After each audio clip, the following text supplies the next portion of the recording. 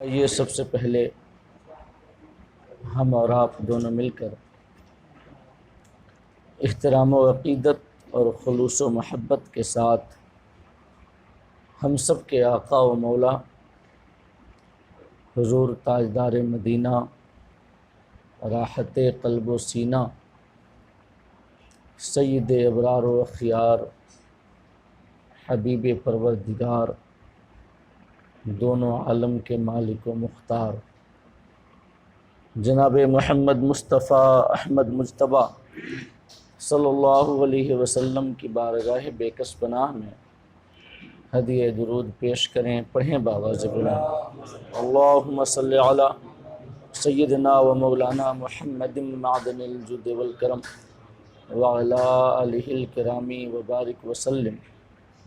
صلو علیہ صلاۃ و سلام علیک یا رسول اللہ صلی اللہ تعالی علیہ وسلم۔ عزیزان گرامی،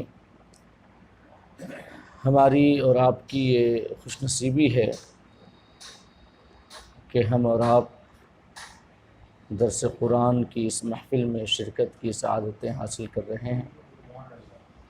اللہ رب العزت کی بارگاہ میں دعا ہے کہ وہ ہم سب کی حاضری کو قبول فرمائے اور قرآن کی برکتوں اور سعادتوں سے ہمیں مالا مال فرمائے۔ سب سے پہلے تو میں آپ کی خدمت میں اس ماہ رواں کی مبارکباد پیش کرنا چاہوں گا جو کہ آقا کریم صلی اللہ علیہ وسلم کی ولادت کا مہینہ ہے۔ اس مہینے کو سرور دو عالم صلی اللہ علیہ وسلم کی ولادت سے نسبت کی بنیاد پر ایک خاص شرف و امتیاز حاصل ہے۔ یہی وہ مہینہ ہے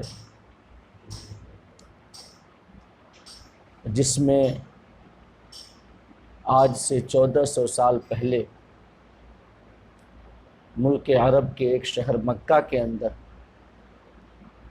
خاندان بنو ہاشم میں حضرت عبداللہ کے گھر میں اور حضرت آمنہ رضی اللہ تعالی عنہا کی گود میں ایک ایسا انسان کامل تشریف لایا جو کہ انسان ہوتے ہوئے بھی تمام انسانوں سے الگ تھا۔ یہی وہ بابرکت مہینہ ہے جس میں آج سے تقریباً 1400 سال پہلے فاران کی چوٹیوں سے ایک ایسا منار ہدایت بلند ہوا جس سے نور اور شعور حاصل کر کے عرب کے وہ بدو جو علم و فضل سے عاری تھے اس دنیا کے امام بن گئے،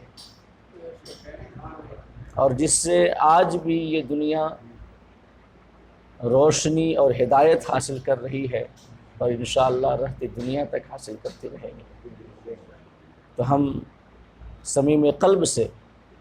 آپ کی بارگاہ میں اس ماہ مبارک کی مبارکبادی پیش کرتے ہیں اور اللہ رب العزت کی بارگاہ میں دعا گو ہیں کہ اللہ پاک ہم سب کو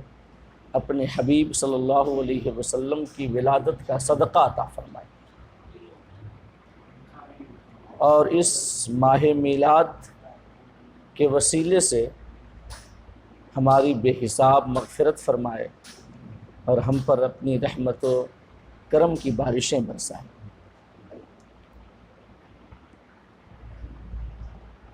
سورہ بنی اسرائیل کے حوالے سے ہماری گفتگو پچھلی کئی نشستوں سے جاری ہے اور 8 ابتدائی آیتیں ان کا ترجمہ، ان کی تفسیر میں آپ کے سامنے بیان کر چکا ہوں۔ آج کی محفل میں انشاءاللہ 9ویں، 10ویں اور 11ویں آیت کریمہ کے حوالے سے میں کچھ باتیں آپ کے سامنے عرض کروں گا۔ سورہ بنی اسرائیل کی 9ویں آیت کریمہ میں اللہ رب العزت ارشاد فرماتا ہے، ان ھذا القرآن یہدی للتی ہی اقوم، بے شک یہ قرآن اس راستے کی ہدایت دیتا ہے جو سب سے سیدھا ہے۔ اور آگے فرماتا ہے اللہ پاک، وَيُبَشِّرُ الْمُؤْمِنُونَ الَّذِينَ يَعْمَلُونَ الصَّالِحَاتِ أَنَّ لَهُمْ أَجْرًا كَبِيرًا، اور ان ایمان والوں کو جو اچھے کام کریں انہیں یہ خوشخبری سناتا ہے کہ ان کے لیے بہت ہی بڑا اجر ہے اور اجر عظیم ہے۔ یہ 9ویں آیت کریمہ ہے جس میں اللہ رب العزت نے اپنے آخری کتاب قرآن مجید کی شان ہدایت کو بیان کیا ہے، اور شان ہدایت کے ساتھ ساتھ یہ قرآن جو خوشخبری سناتا ہے ایمان والوں کو اسے بیان کیا ہے، اور 10ویں آیت کریمہ میں کفار کو جو وعید سناتا ہے اس وعید کو بیان کیا ہے۔ اس سے پہلے کہ اس آیت کریمہ کی روشنی میں ہم کچھ باتیں آپ کے سامنے عرض کریں، ربط بین الآیات کے حوالے سے کچھ نکات ہم آپ کے سامنے عرض کرنا چاہیں گے۔ اللہ رب العزت اس 9ویں آیت کریمہ میں قرآن کی شان ہدایت کو بیان کرتا ہے، اور اس سے پچھلی آیات میں اللہ رب العزت نے بنو اسرائیل کے 2 بار فساد کرنے اور ان کے اوپر 2 بار عذاب کے مسلط کیے جانے کا تذکرہ کیا ہے۔ اللہ رب العزت نے بنو اسرائیل پر پہلی بار جالوت جیسے ظالم و جابر فرمانروا کو مسلط کیا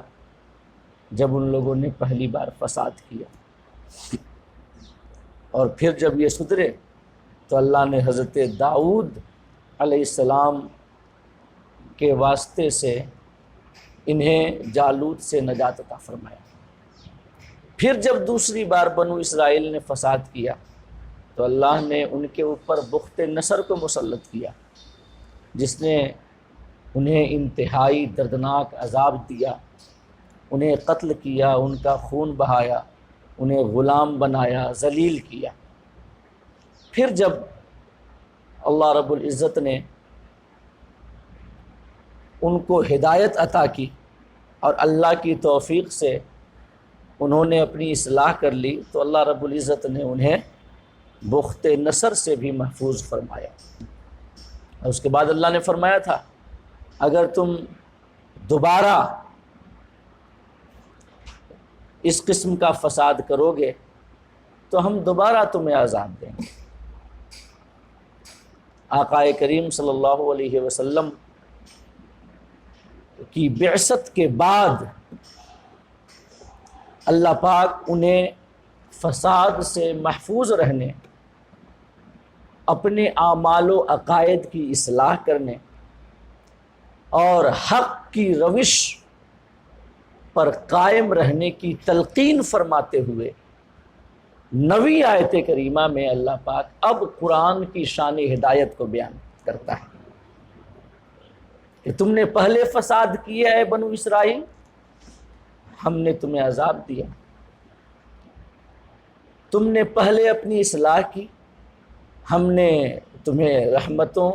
برکتوں اور انعامات سے نوازا، اور اب تمہارے لیے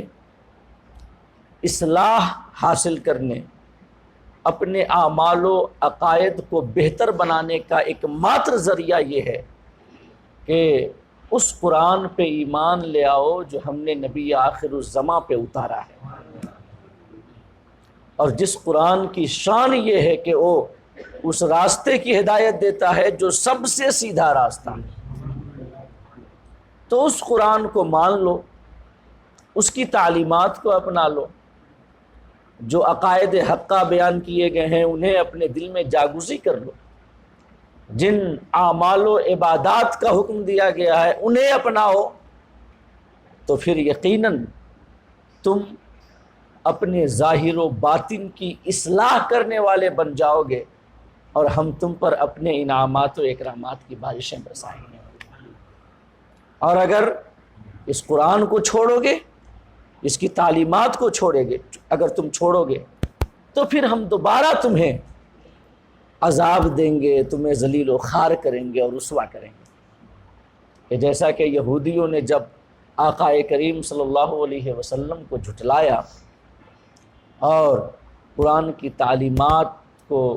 ماننے سے انکار کیا، تو جو ان کے قبیلے آباد تھے مدینہ کے اندر، انہیں قتل، شکست، ملک بدری جیسی ذلتوں کا سامنا کرنا پڑا۔ علاقۂ خیبر جہاں پہ یہود آباد تھے، اللہ رب العزت نے انہیں ذلیل کر کے وہاں سے نکالا۔ بنو قریظہ، بنو نذیر جو یہودیوں کے قبائل تھے، اللہ پاک نے انہیں ذلیل و خوار کیا، کچھ کو قتل، کچھ کو قید، اور کچھ کو ملک بدری کی صورت میں اللہ رب العزت نے عذاب دیا اور ان کے اوپر ذلت و خواری کو مسلط کیا۔ تو اللہ پاک نے فرمایا کہ جیسے پہلے فساد کرنے کے پاداش میں ہم نے تمہیں ذلیل و خوار کیا تھا، ویسے ہی اب ہمارے نبی آخر الزماں کی بعثت کے بعد تمہارے اوپر لازم ہے کہ تم قرآن کی تعلیمات کو اپنا کر کے اپنی اصلاح کرو، ورنہ پھر ہم تمہیں عذاب سے نوازیں گے اور پھر ہم تمہیں ذلیل و خوار کریں گے اور رسوا کریں گے۔ اسی وجہ سے اللہ رب العزت نے بنو اسرائیل کے ذکر کے بعد قرآن کی شان ہدایت کو بیان کیا، انہیں تنبیہ کرنے کے لیے، انہیں ابھارنے کے لیے، انہیں تلقین کرنے کے لیے کہ اب اصلاح کا ایک ماتر ذریعہ یہ ہے کہ تم قرآن کی تعلیمات کو اپنا لو۔ اور ایک اور ربط بین الآیت کے حوالے سے جو دوسری حکمت علماء نے بیان کی وہ یہ ہے کہ اللہ پاک پہلے یہودیوں کے فساد کرنے اور ان پر عذاب مسلط کیے جانے کا ذکر کرنے کے بعد قرآن کی شان ہدایت کو بیان کرتا ہے، اور پھر ایمان والوں کو اللہ نے جو اجر عظیم کی بشارت دی ہے انہیں بیان کرتا ہے، اور کفار کو اللہ رب العزت نے جو عذاب علیم یعنی دردناک عذاب کی وعید سنائی ہے اسے بیان کرتا ہے، تنبیہ کے لیے امت محمدیہ صلی اللہ علیہ وسلم کو متنبہ کرنے کے لیے کہ خبردار ہو جاؤ، آگاہ ہو جاؤ، اے امت محمد صلی اللہ علیہ وسلم، تم اپنی روش کو بنو اسرائیل کی طرح نہ بنا لینا،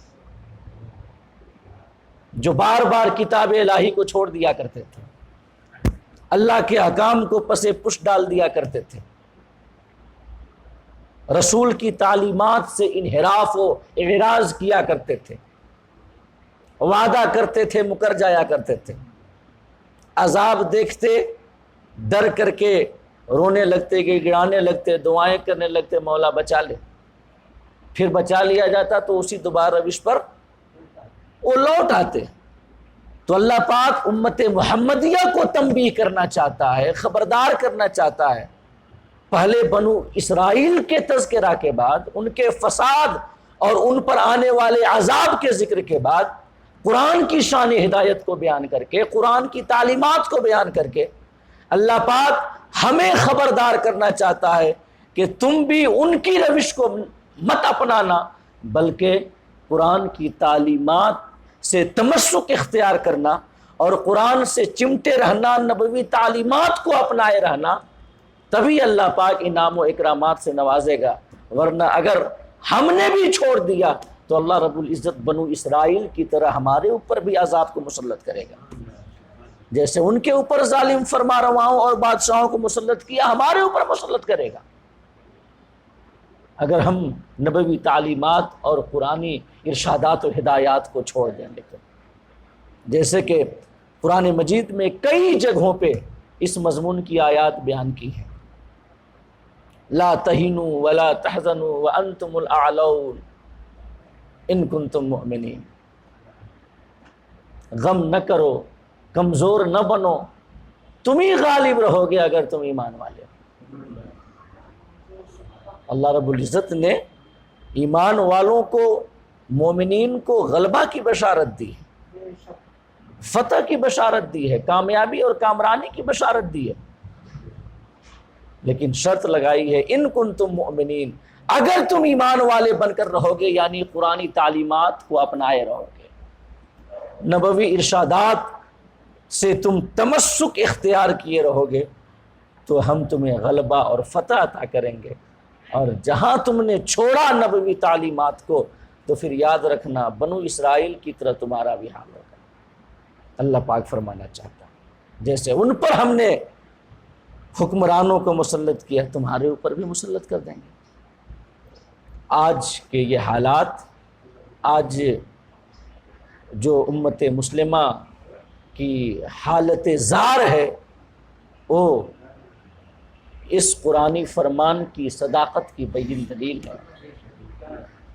امت مسلمہ نے جب تک قرآن اور قرآن کی تعلیمات اور نبی کی سنت اور نبوی ہدایات و ارشادات کو اپنے سینے سے چمٹائے رکھا، تب تک اللہ رب العزت کی مدد اور نصرت اور حمایت ان کے شامل حال رہی۔ یہ جس فیلڈ میں بھی نکل گئے، اللہ پاک نے کامیابی اور کامرانی ان کا مقدر بنا دیا، فتح و غلبے نے ان کے قدم کو چوما، اور جب انہوں نے قرآنی تعلیمات کو چھوڑ دیا تو پھر اللہ رب العزت نے حکمرانوں کو اور بادشاہوں کو مسلط کر دیا۔ یہ بس ہماری اپنی بدعمالیوں کا نتیجہ ہے، ہماری اپنی خرابیوں کا نتیجہ ہے۔ ہماری کامیابی کا مدار، یاد رکھیے گا، دین سے جڑ کے رہنے میں ہے، دین سے جڑ کے رہنے میں۔ اگر ہم دین سے اگر جڑ کے رہتے ہیں، اللہ کی مدد ہمارے شامل حال رہے گی، خدا کی نصرت ہمارے ساتھ رہے گی۔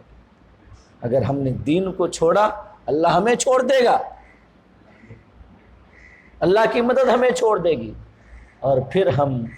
بے یار و مددگار رہ جائیں گے، کوئی ہمارا پرسان حال نہیں ہوگا۔ اگرچہ ہم بظاہر دوست بنا لیں، اگرچہ ہم بظاہر ایسے دوست بنا لیں جو کہ ہمیں لگے کہ وہ ہماری ضرورتوں پہ ہمارے کام آئیں گے، ہماری مصیبتوں پہ ہمارے ساتھ دیں گے، لیکن وہی دوست وقت آنے پہ ساتھ چھوڑ کر کے نکل لیں گے اور تنے تنہا ہمیں چھوڑ جائیں گے۔ آج یہ نجدی حکومت جو ملک عرب کے اندر ہے، جس نے ملک عرب کے تقدس اور حرمت کو پامال کیا ہوا ہے، جہاں پہ جوئے کے اڈے کھولے جا رہے ہیں، شراب خانے کھولے جا رہے ہیں، نائٹ کلبز کھولے جا رہے ہیں، ڈانسنگ بارز کھولے جا رہے ہیں، وہ عرب جس نے دنیا کو ہدایت و رہنمائی کی روشنی عطا کی تھی، ان نجد کی ناجائز اولادوں نے اسی کی حرمت کو تباہ و برباد کر کے رکھ دیا، اسی کے تقدس کے ساتھ یہ کھلواڑ کر رہے ہیں، اور یہ جن کو اپنا دوست بنائے ہوئے پھر رہے ہیں اور سوچتے ہیں کہ وہ ان کی مدد کریں گے، وقت آنے پہ ایسا پالا جھاڑیں گے کہ کوئی ان کے ساتھ کھڑا ہونے والا نہیں ہے۔ اللہ کی مدد ہے تو سب کی مدد ہمارے ساتھ رہے، اللہ کی مدد نہیں ہے تو پھر ہمارا حال ایک دم تنے تنہا اس شخص کی طرح ہو جائے گا جو ہر جانب سے مصیبتوں سے گھرا ہو اور کوئی اس کا پرسان حال نہ ہو۔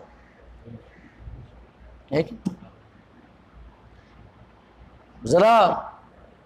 اگر آپ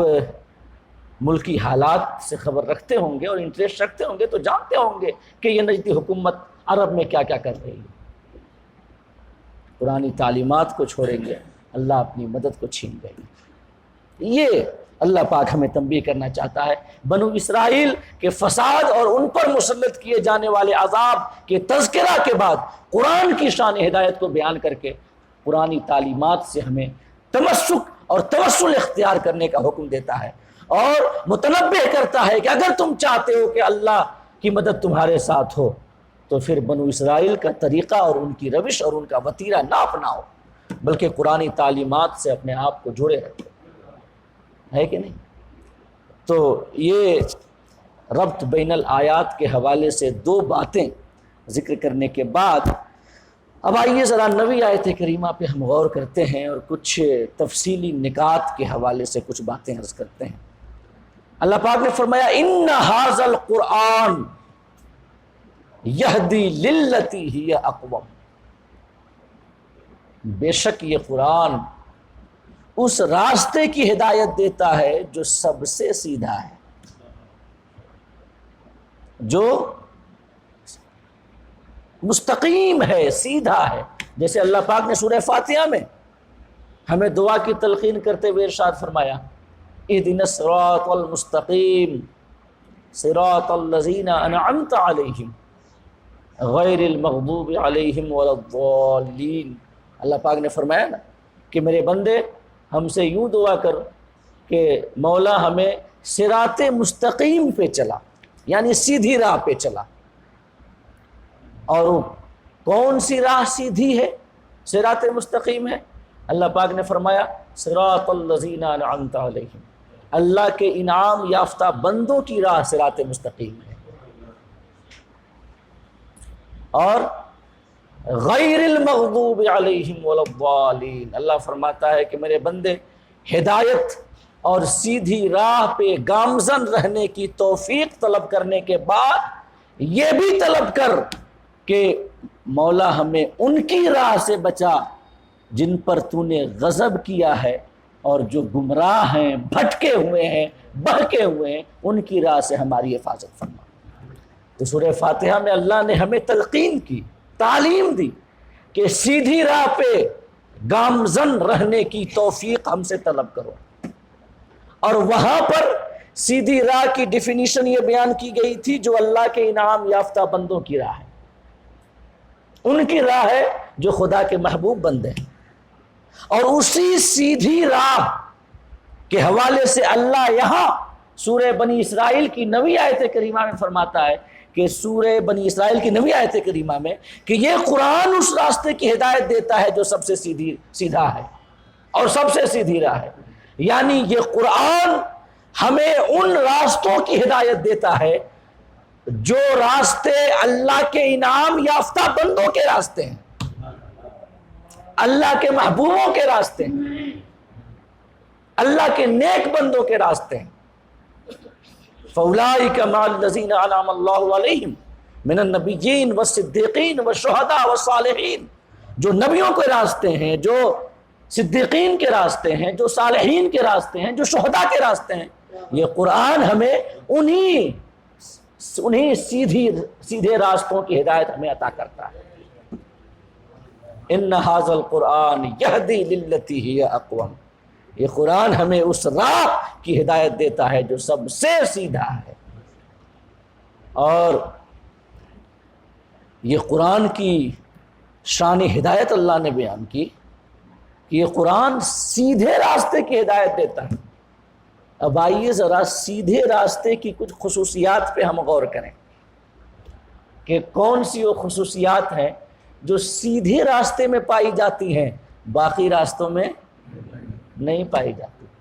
ہے کہ نہیں؟ تو سیدھے راستے کی سب سے پہلی خصوصیت یہ ہے کہ وہ سب سے چھوٹا ہوتا ہے، سب سے چھوٹا ہوتا ہے کہ نہیں؟ دو آپ پوائنٹس فرض کر لیں، دو بندو، دو نقطے، تو او لائن، وہ سب سے چھوٹی لائن جو ان دونوں پوائنٹس کو ملائے گی وہ سیدھی لائن ہوگی، ہے کہ نہیں؟ اگر ہم ٹیڑھی لائن بنائیں تو وہ لمبی لائن ہوگی. وہ سب سے چھوٹی لائن جو دو بندوؤں کو ملاتی ہے، جو دو پوائنٹس کو ملاتی ہے، دو نقطوں کو ملاتی ہے، وہ سب سے سیدھی لائن ہوتی ہے. اللہ رب العزت نے قرآن کی شان ہدایت کو بیان کرتے ہوئے ارشاد فرمایا، قرآن اس راہ کی ہدایت دیتا ہے جو سب سے سیدھی ہے، یعنی منزل تک پہنچنے کا جو سب سے چھوٹا راستہ ہے، قرآن ہمیں اس راستے کی ہدایت دیتا ہے. اور سب سے چھوٹا ہے تو سب سے آسان بھی ہے. یہ مشقتیں نہیں ہیں، تکلیفیں نہیں ہیں، سب سے آسان بھی ہے، جو کہ ہمارے ضعف کے اعتبار سے، ہماری کمزوری کے اعتبار سے، ہماری سستی کے اعتبار سے، اور جو ہماری بشری خامیاں ہیں ان خامیوں کے اعتبار سے ہمارے زیادہ لائق ہے، وہ وہی راستہ ہے جو سب سے چھوٹا ہو. اور سب سے چھوٹا راستہ وہ ہے جو سب سے سیدھا ہے، اور وہ سیدھا راستہ ہمیں قرآن بتاتا ہے. تو ہمیں اگر منزل تک پہنچنا ہے بغیر تھکے، بغیر بہکے، بغیر بھٹکے اور بغیر گمراہی کا شکار ہوئے، تو اس کے لیے ہمیں قرآن کی تعلیمات کو اپنانا ہوگا، ہے کہ نہیں ہے؟ اور ایک اور خصوصیت سن لیں، چھوٹے جو سیدھی لائن ہوتی ہے اس کی، جو سیدھا راستہ ہوتا ہے، کہ سیدھا راستہ سب سے الگ، سب سے منفرد اور سب سے ممتاز ہوتا ہے. ٹیڑھے راستے ایک دوسرے کے مشابہ ہوتے ہیں، لیکن جو سیدھا راستہ ہوتا ہے سب سے الگ ہوتا ہے. وہ کسی راستے کی طرح اور اس کی طرح کوئی راستہ نہیں ہوتا ہے کہ نہیں ہے؟ ایک عام سی مثال لے لیں، یہاں سے اسٹیشن جانے کا ایک راستہ ہے، یہ نور اللہ روڈ، جو وہاں سے جو بالکل سیدھی راہ ہے. ٹھیک، تو سیدھا ہونے میں یہ اس کی انفرادی شان ہے کہ یہ ہی فقط، مطلب سیدھا راستہ فقط وہی روڈ ہے، اور باقی راستے جو ٹیڑھے ہیں وہ ایک نہیں ہے، کئی ہیں. ٹیڑھے راستے کچھ اکبر پور سے ہو کے جاتے ہیں، کچھ ادھر رسول پور سے ہو کے اٹالہ سے ہو کر کے جاتے ہیں. تو جو ٹیڑھے میڑے راستے ہوتے ہیں وہ کئی ہوتے ہیں، اور وہ کئی راستے ایک دوسرے کے مشابہ ہوتے ہیں. لیکن سیدھی راہ اور سیدھے راستے کی یہ خصوصیت ہے کہ وہ اکیلا ہوتا ہے اور سب سے الگ ہوتا ہے. لہذا سیدھے راستے کو اپنا لینے کے بعد گمراہی کا خوف نہیں رہتا، بھٹکنے کا ڈر نہیں رہتا. ترچھے راستے میں ہو سکتا ہے بھٹک جائیں، کئی اور راستے ہیں اس کی طرح، یہ چھوڑ کر کے وہ راستہ اپنا لیں، وہ چھوڑ کر کے وہ راستہ اپنا لیں. تو جو ٹیڑھے ترچھے راستے ہوتے ہیں وہ کئی ہوتے ہیں اور ایک دوسرے کی طرح ہوتے ہیں، لہذا انسان کے بھٹکنے کا اندیشہ ہوتا ہے. اور سیدھا راستہ فقط ایک ہوتا ہے اور سب سے الگ ہوتا ہے، لہذا جو اس راستے کو اپنا لے اسے بھٹکنے کا اندیشہ نہیں ہوتا. اور اسی سیدھی راہ کی ہدایت ہمیں قرآن دیتا ہے، یعنی کہ جو قرآن کے بتائے ہوئے راستے کو اپنا لیتا ہے اسے بھٹکنے کا کوئی اندیشہ نہیں رہتا، ہے کہ نہیں؟ اور سیدھی راہ کی ایک اور خصوصیت ہے کہ سیدھی راہ منزل تک پہنچنے کو یقینی بناتی ہے کہ نہیں؟ کوئی نیا آدمی آیا، ہم اسے لے کر گئے نور اللہ روڈ تک اور اسے بتا دیا کہ سیدھے اسی راستے پہ چلے جاؤ تم اسٹیشن پہنچ جاؤ گے. وہ نیا ہے، کبھی الہ آباد آیا نہیں، کبھی دیکھا نہیں، یہاں کے راستوں کو نہیں جانا، لیکن چونکہ وہ سیدھی راہ ہے ہم اسے بتا دیں گے کہ دیکھو یہ راستہ ہے جو سیدھا اسٹیشن کو جاتا ہے، تو وہ یقیناً منزل تک پہنچ جائے گا. اس لیے کہ اسے کہیں ادھر ادھر گھومنا مڑنا نہیں ہے، اور سیدھے راستے کو یہ اختیار کرے گا اور چلتا ہوا پہنچ جائے گا. اور جو راستے ٹیڑھے میڑے ہوتے ہیں کوئی ضروری نہیں ہے کہ وہ راستے منزل تک پہنچا دیں، کیونکہ ٹیڑھے راستے میں بہت سارے موڑ آتے ہیں، کبھی ادھر مڑنا ہوتا ہے، کبھی ادھر مڑنا ہوتا ہے، کبھی ادھر مڑنا ہوتا ہے۔ تو اگر اکبر پور کی جانب سے کسی کو آپ اسٹیشن کا راستہ بتائیں جو ٹیڑھا میڑھا ہے، ادھر ادھر مڑ کر کے ہے، تو آپ اسے بتائیں گے کبھی دائیں مڑنا، بائیں مڑنا، دائیں مڑنا، بائیں مڑنا۔ وہ بندہ نیا ہو سکتا ہے اسٹیشن کی جانب نہ مڑ کر کے وہ جو اوور برج ہے اس کی جانب مڑ جائے اور وہ ہائی کورٹ نکل جائے، ہو سکتا ہے کہ نہیں ہو سکتا ہے؟ لہذا منزل تک پہنچنا اس کا یقینی نہیں ہے، لیکن جو سیدھے راستے کو اپناتا ہے اس کا منزل تک پہنچنا یقینی ہوتا ہے۔ ہم جو ہماری منزل ہے وہ کون سی ہے؟ اللہ رب العزت کی رضا، اس کی خوشنودی حاصل کرنا، یہ ہماری منزل ہے۔ لا الہ الا اللہ، لا الہ ہمارا بگننگ پوائنٹ ہے، کوئی معبود نہیں، یعنی اللہ کے علاوہ ہم سب کو چھوڑ رہے ہیں، اللہ کے علاوہ ہمیں کسی کی رضا نہیں چاہیے، کسی کی خوشنودی نہیں چاہیے، اللہ کے علاوہ کسی کی بارگاہ میں ہم سر نہیں جھکائیں گے، اللہ کے علاوہ کسی کو ہم اپنا کارساز نہیں سمجھیں گے، اللہ کے علاوہ کسی کو ہم اپنے نفع نقصان کا مالک نہیں سمجھیں گے، اللہ کے علاوہ ہم کسی کی عبادت نہیں کریں گے۔ لا الہ ہمارا بگننگ پوائنٹ ہے اور الا اللہ یہ ہمارا اینڈنگ پوائنٹ ہے اور ہماری ڈیسٹینیشن ہے۔ اور اگر ہم پہنچنا چاہتے ہیں الا اللہ تک، خدا کی رضا اور خدا کی خوشنودی کو حاصل کرنا چاہتے ہیں، بغیر بہکے، بغیر ادھر ادھر گئے، بغیر گمراہی کا شکار ہوئے، تو اس کے لیے ہمیں ضرورت ہے سیدھی راہ کی، سیدھے راستے کی، تاکہ ہمیں کہیں ادھر ادھر مڑنا نہ پڑے، کہ تاکہ ہم گمراہ نہ ہو جائیں، کسی اور راستے کی جانب نہ چلے جائیں۔ اللہ پاک نے فرمایا وہ سیدھی راہ اگر تلاش کرتے ہو جو کہ میری رضا تک پہنچتی ہے اور میری خوشنودی تک پہنچتی ہے، تو اس راہ کی ہدایت قرآن دیتا ہے۔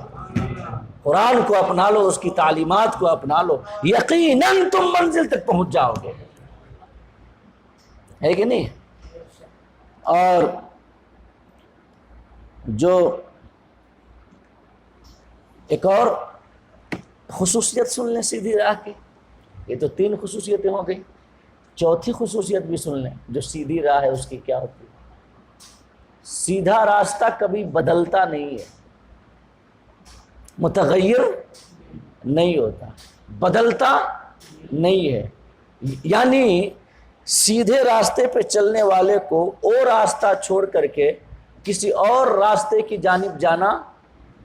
نہیں ہوتا، اسے ہمیشہ اسی راستے پہ چلنا ہوتا ہے کہ نہیں ہے؟ اور جو ٹیڑھے میڑھے جو راستے ہوتے ہیں ان میں راستہ بدلنا پڑتا ہے، اس روڈ پہ جاؤ، پھر آگے جا کر کے اس روڈ کو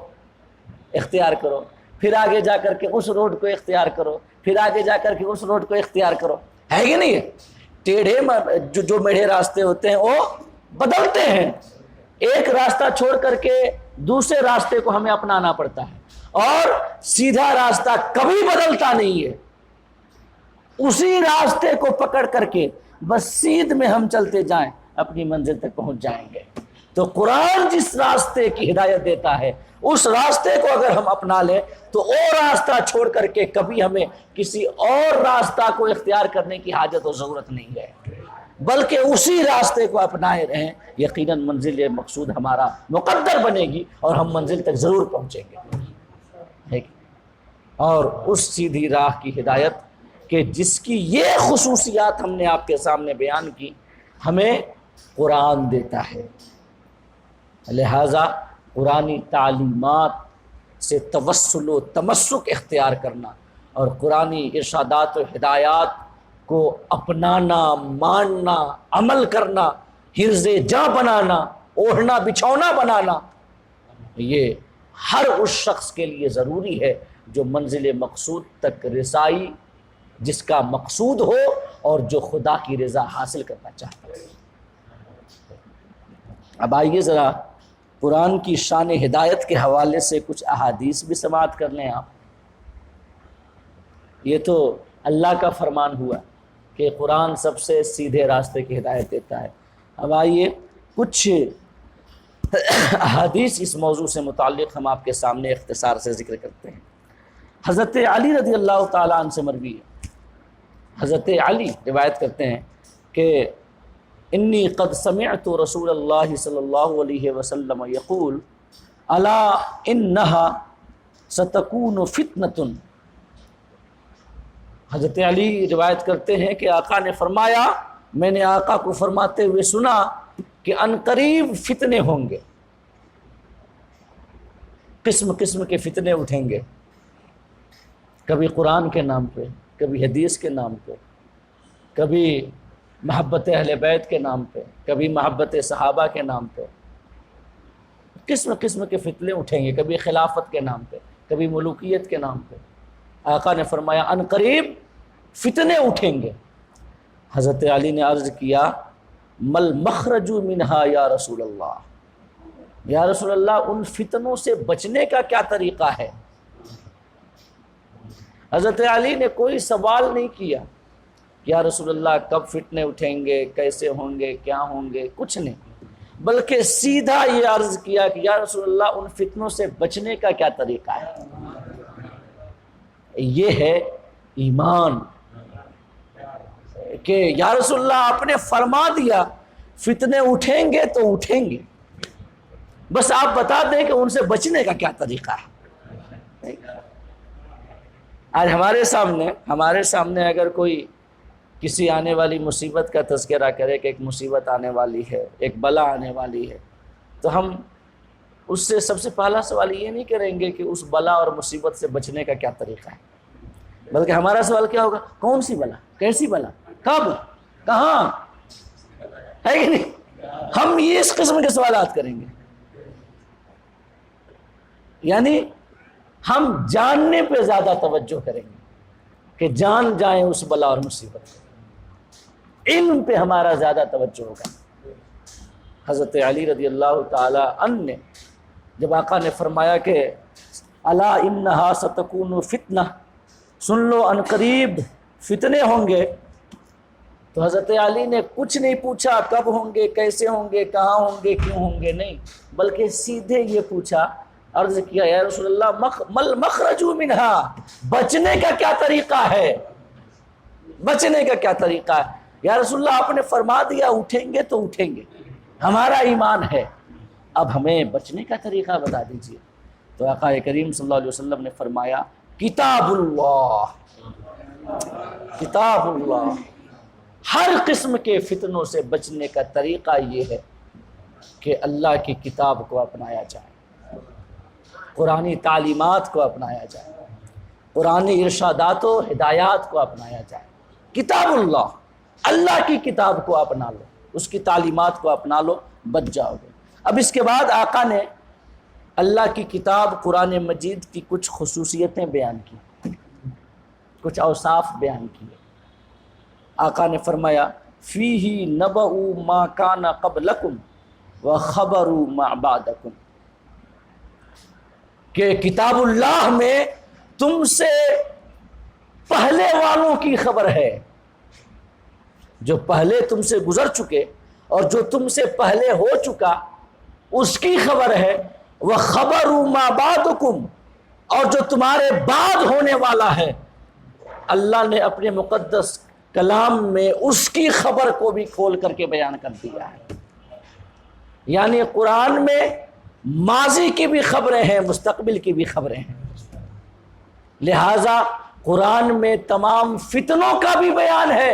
اور ان فتنوں سے بچنے کا بھی بیان ہے، اس لیے کہ ہر خشک و تر چیز کا بیان اللہ رب العزت نے قرآن میں کر دیا ہے۔ قرآن میں اللہ نے کچھ نہیں چھوڑا،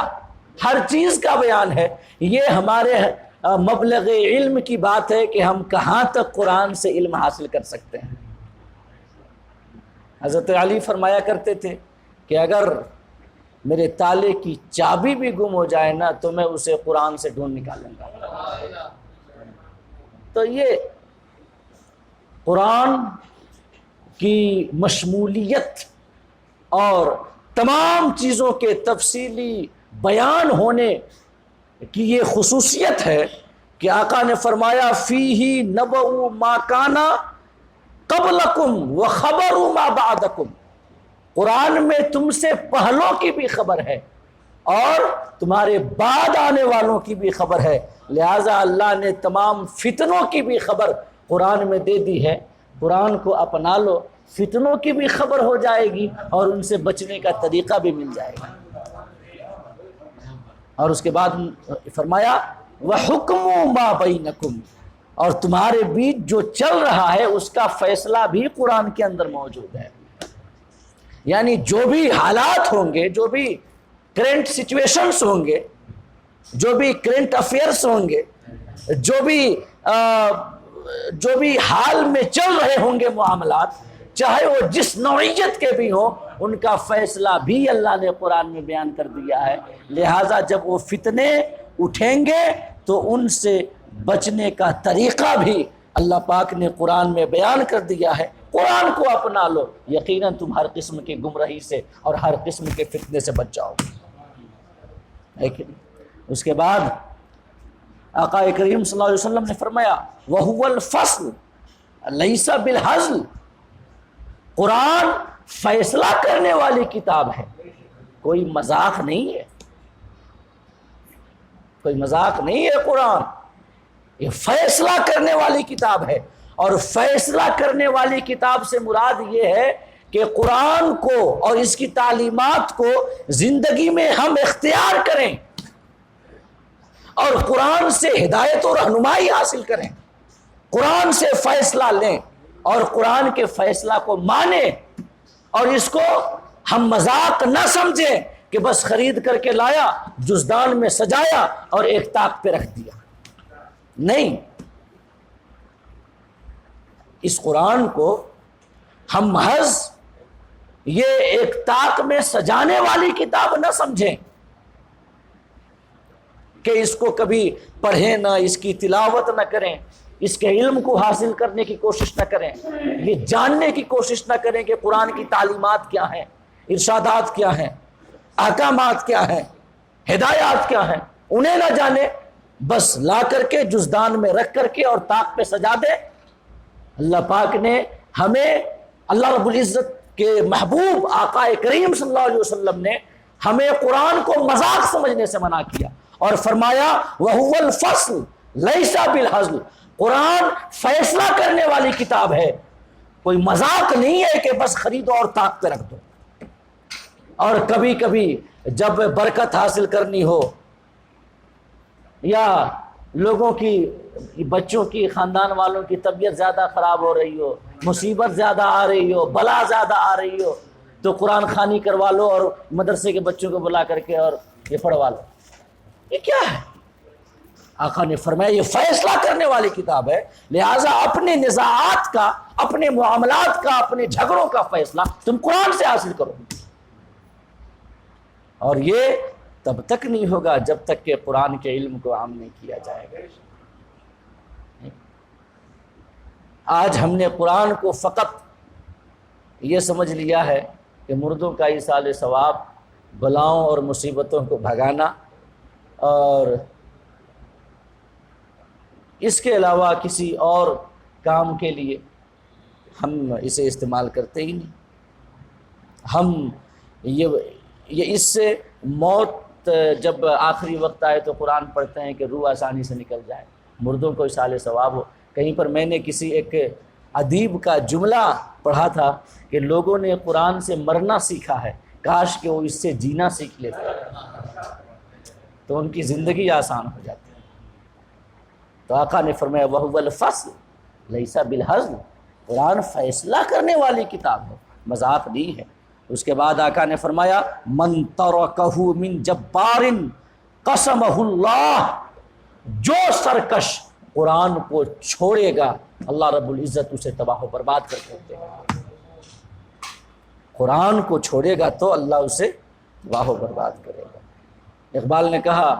وہ زمانے میں معزز تھے مسلمان ہو کر، تم خاک ہوئے تارک قرآن ہو کر کے۔ انہوں نے قرآن کو اپنایا، ہمارے اسلاف نے اس کی تعلیمات کو اپنایا، اللہ پاک نے انہیں عزت افزائی سے نوازا۔ انہیں انعامات و اکرامات سے نوازا، اور ہم نے قرآن کو چھوڑا، اللہ نے ذلت و رسوائی ہمارا مقدر بنایا۔ بنو اسرائیل کا واقعہ پچھلی نشست کو سن چکے ہیں۔ اقبال نے کہا ہے باپ کا علم نہ بیٹے کو اگر ازبر ہو، پھر پسر قابل میراث پدر کیوں کر ہو۔ یعنی باپ کا ہنر، باپ کا علم، باپ کی لیاقت، باپ کی سیرت، باپ کا کردار اگر بیٹے کے اندر نہ ہو تو باپ کی جو میراث تھی، اس کی عزت، اس کی کرامت، اس کا منصب، اس کا عہدہ، اس کا درجہ، یہ اولاد کو کبھی حاصل نہیں ہوں گے۔ یہ سب مناصب رفیعہ، دولت جو کہ جس کی کوئی حیثیت نہیں ہے وہ پالے، اور اپنی نااہلی کی وجہ سے کچھ سالوں کے بعد اسے بھی ختم کر دے گا اور تباہ و برباد کر دے گا۔ تو دولت پالے، باپ کا ترکہ،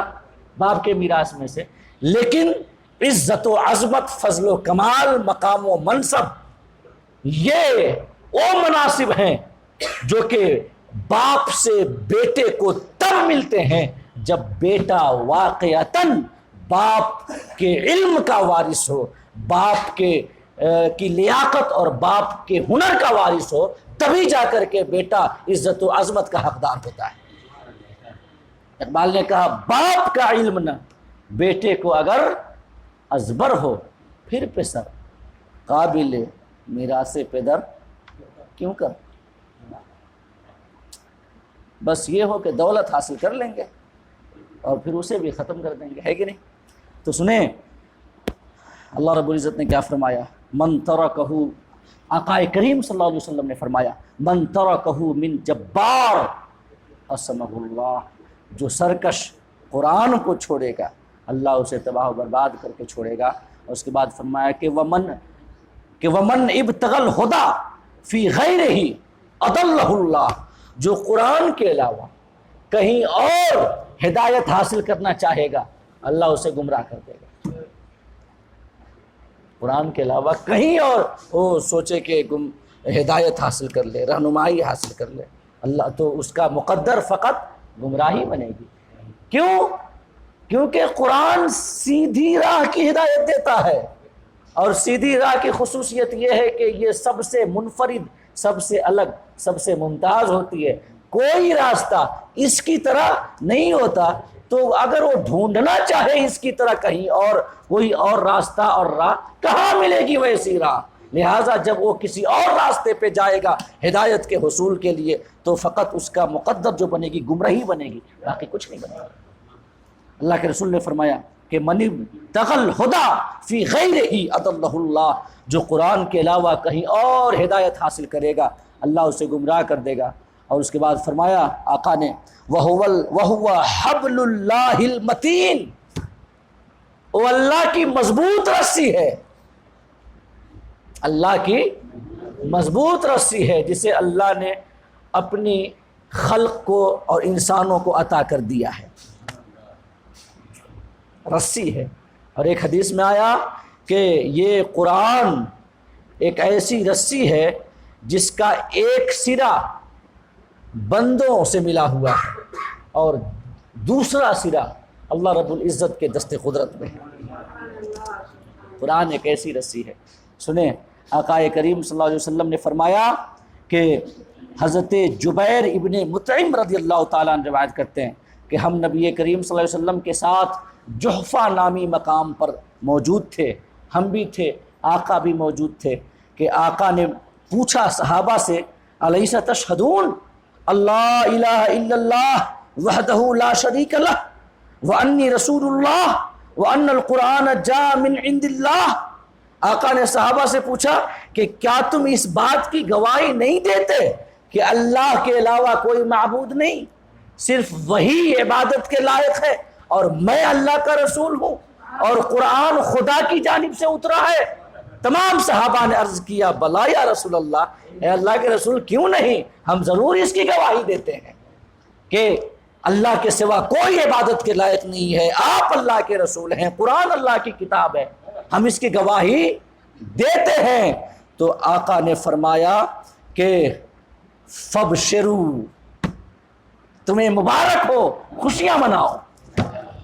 تم قرآن کو مانتے ہو کہ اللہ کے پاس سے آیا، اللہ کی عبادت تم کرتے ہو، اس کے علاوہ کسی کی عبادت نہیں کرتے، مجھے اللہ کا رسول مانتے ہو، تم خوش ہو جاؤ، تمہیں بشارت ہو۔ فَإِنَّ هَذَا الْقُرْآنَ طَرَفُهُ بِيَدِ اللَّهِ وَطَرَفُهُ بِأَيْدِيكُمْ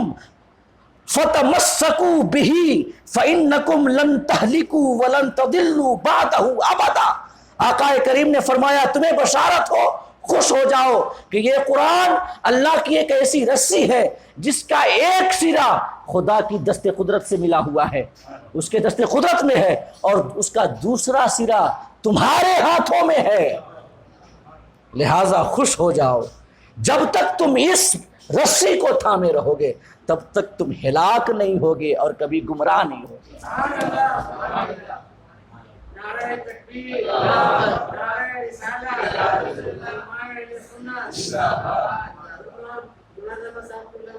آقا کریم صلی اللہ علیہ وسلم کی ایک اور حدیث بخاری اور مسلم کی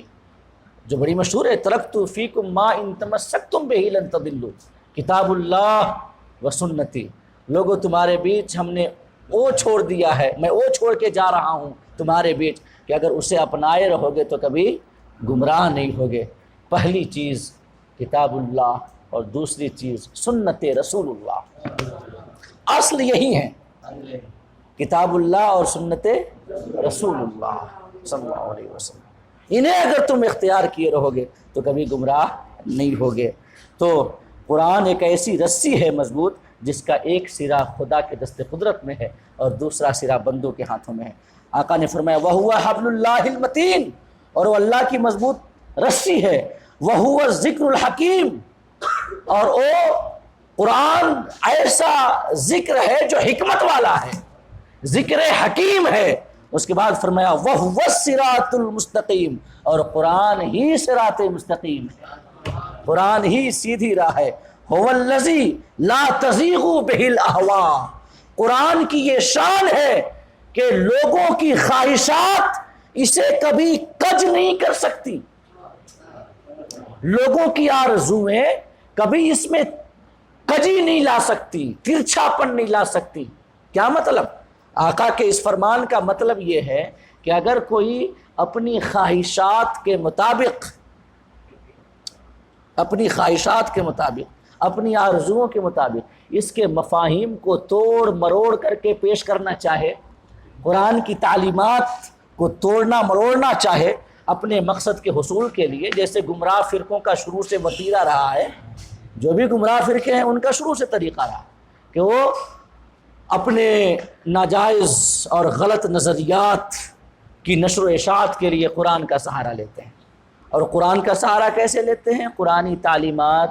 کو توڑ مروڑ کر کے پیش کرتے ہیں، قرآن میں معنوی تحریف کرتے ہیں، معنوی قرآن کے معنی میں تبدیلی کرتے ہیں۔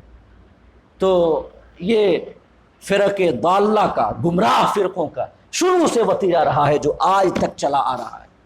لیکن اس کے باوجود قرآن کا وہ مفہوم جو ہر قسم کی کجی سے، ہر قسم کی غلطی سے الگ ہے اور بالکل صاف اور ستھرا مفہوم ہے جو لوگوں کی ہدایت کا ضامن ہے، آج بھی ویسے ہی وہ مفہوم نکھرا ہوا ہمارے سامنے موجود ہے، واضح ہمارے سامنے موجود ہے۔ کیوں؟ کیونکہ آقا نے فرمایا هو الذی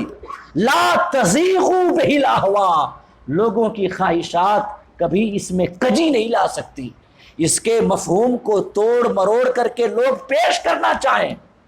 کبھی وہ کامیاب نہیں ہوں گے،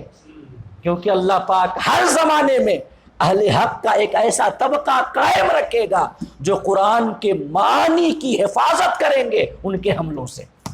جیسے اگر کوئی قرآن کے الفاظ پہ حملہ کرے، قرآن کے الفاظ پہ حملہ کرے، الفاظ و عبارات کو رد و بدل کرنا چاہے، تو اللہ پاک نے قرآن کے الفاظ کی حفاظت کے لیے حفاظ کی ایک جماعت تیار کی، ویسے اللہ پاک نے قرآن کے معنی کی حفاظت کے لیے اللہ پاک نے علماء حق کی جماعت تیار کر رکھی ہے کہ کوئی اگر چاہے توڑنا مڑوڑنا تو نہیں توڑ سکتا۔ اور اللہ پاک نے فرمایا قرآن مجید میں ان علینا بیانہ، کہ قرآن کو واضح کرنا اور قرآن کا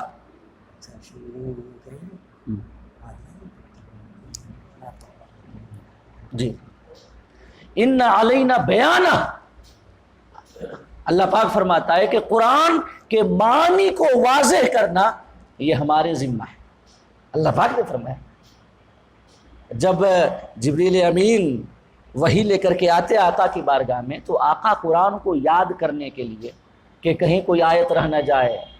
کہیں کوئی لفظ چھوٹ نہ جائے، آقا جلدی جلدی جلدی جلدی پڑھتے ان کے ساتھ ساتھ، جلدی جلدی. تو اللہ رب العزت نے فرمایا لا تحرک به لسانک لتعجل به ان علینا جمعہ وقرآنہ. اللہ نے فرمایا محبوب اس لیے تاکہ قرآن کے الفاظ کوئی چھوٹ نہ جائیں یاد رہنے سے، قرآن کی کوئی عبارت یاد نہ ہو جائے، یاد رہنے سے رہ نہ جائے، تو آپ قرآن کو یاد کرنے کے لیے جلدی جلدی اپنی زبان کو حرکت نہ دیا کریں. قرآن کو آپ کے سینے میں محفوظ کرنا اور آپ کی زبان سے پڑھنا، اے میرے حبیب یہ ہمارا ذمہ ہے. کوئی لفظ آپ نہیں بھولیں گے، کوئی عبارت آپ نہیں بھولیں گے، یہ ہمارا ذمہ ہے. اس کے بعد اسی صورت میں اللہ نے آگے فرمایا ان علینا بیانہ، قرآن کے معنی کو واضح کرنا یہ بھی ہمارا ذمہ ہے. تو اللہ نے جیسے قرآن کے الفاظ کی حفاظت کا ذمہ لیا ہے، ویسے ہی قرآن کے معنی کی حفاظت کا بھی ذمہ اللہ نے اپنے کرم پہ لیا ہوا ہے. جیسے الفاظ قرآن کی حفاظت کے لیے کہ کوئی رد و بدل نہ کر سکے اللہ نے حفاظ کی ایک جماعت کو اللہ نے تیار کیا، حفاظ کی جماعت کو وسیلہ بنایا، ویسے ہی معنی قرآن کی حفاظت کے لیے اللہ پاک نے علماء حقہ کی جماعت اللہ پاک نے بنائی، جو کہ ہر دور میں اہل باطل اور فرق مضلہ جو فرق ضالہ ہیں مضلہ ہیں ان کی غلط تعبیرات سے، غلط تشریحات سے معانی قرآن اور مفاہیم قرآن کی حفاظت کرتے ہیں. علماء حقہ کی جماعت ہر دور میں رہی ہے، آج بھی ہے. تو آقا نے فرمایا کہ هو الذی لا تزیغ بہ الاہواء، قرآن وہ ہے خواہشات جسے کج نہیں کر سکتی، ولا تلتبس بہ الالسنہ، اور زبانیں اس میں التباس نہیں پیدا کر سکتی. یعنی کہ پہلا حصہ قرآن کے معنی کے حوالے سے، یہ الفاظ کے حوالے سے کہ کوئی زبانیں جو ہیں زبانیں یہ التباس نہیں پیدا کر سکتی قرآن کے الفاظ میں. ولا یشبع منہ العلماء، علماء اس سے آسودہ نہیں ہوں گے بلکہ پڑھتے رہیں گے اور نئے نئے معانی کا استنباط کرتے رہیں گے. علماء اس سے آسودہ نہیں ہوں گے. ولا یخلقوا عن کثرت الرد، اور بار بار پڑھنے کے باوجود کبھی یہ پرانا نہیں ہوگا. قرآن ایک ایسی کتاب ہے بار بار آپ پڑھیں اور پڑھی جا رہی ہے لیکن کبھی اس سے جی نہیں اکتاتا. یہ بھی اس کا ایک معجزہ ہے. اچھی سے اچھی کتاب ہو، فکشن کی، نان فکشن کی، نوبل پرائز ونر کتاب ہو کوئی، اگر پھر بھی ایک بار دو بار تین بار پڑھ لیں تو جی اکتا جائے گا کتنا پڑھ لیے. لیکن قرآن کی یہ شان ہے کہ بار بار پڑھیں پھر بھی اس سے جی نہیں اکتاتا. ولا تنقضی عجائبہ، اور اس کے عجائب کبھی ختم نہیں ہوں گے. نئے علماء آتے رہیں گے اور اس کے نئے نئے عجائب کا اظہار ہوتا رہے گا. اللہ رب العزت ہم سب کے قلوب میں قرآن کی تعلیمات کو راسخ کرے اور قرآن کی تعلیمات پہ ہم سب کو عمل کرنے کی توفیق عطا فرمائے. آمین. وآخر دعوانا ان الحمد للہ رب العالمین. اب میں آپ کے سامنے